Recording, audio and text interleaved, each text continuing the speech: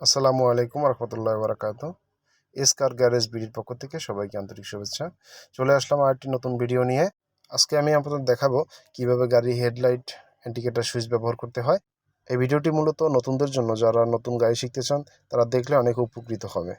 আসুন আমরা দেখতে থাকি কিভাবে ইন্ডিকেটর ও হেডলাইট সুইচ ব্যবহার করতে হয়। এটি হচ্ছে হেডলাইট ও ইন্ডিকেটর সুইচ। এটি স্টিয়ারিংয়ের ঠিক ডান পাশে থাকে।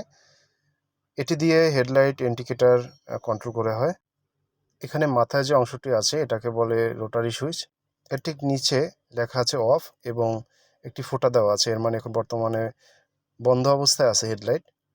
আমরা যদি রোটারি সুইচটাকে একটা ঘাট ঘুরিয়ে দেই, সেক্ষেত্রে এটা এখন বর্তমানে পার্কিংয়ে অবস্থান করবে। এখন বর্তমানে পার্কিংয়ে আছে।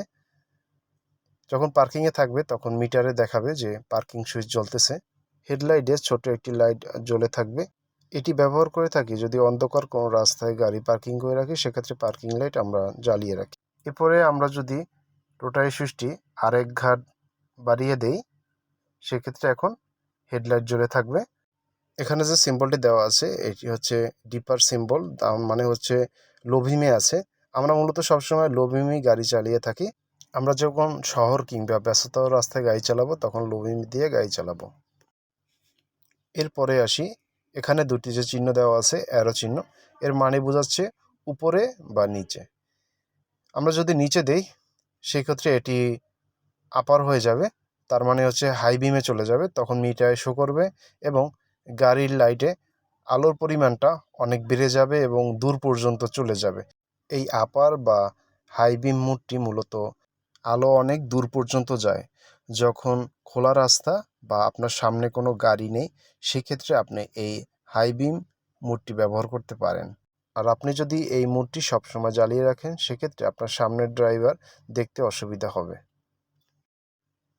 এখন আমরা রোটারি সুইচটি ঘুরিয়ে হেডলাইট ও পার্কিং অফ করে দিব। এই যে অফ অবস্থায় আছে।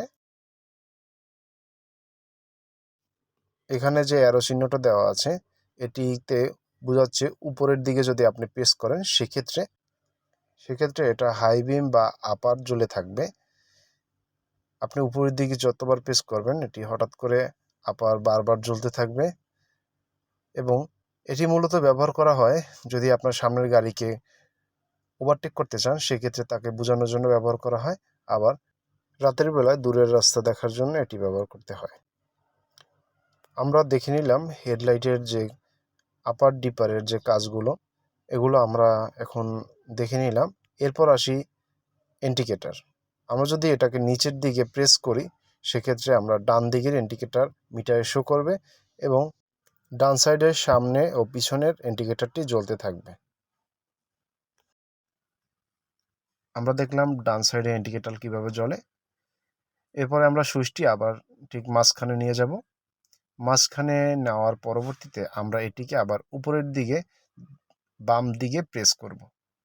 বাম দিকে প্রেস করলে মিটারের বাম সাইডে ইন্ডিকেটর জ্বলবে এবং সামনে ও পিছনে গাড়ির হেডলাইটের ইন্ডিকেটর জ্বলতে থাকবে।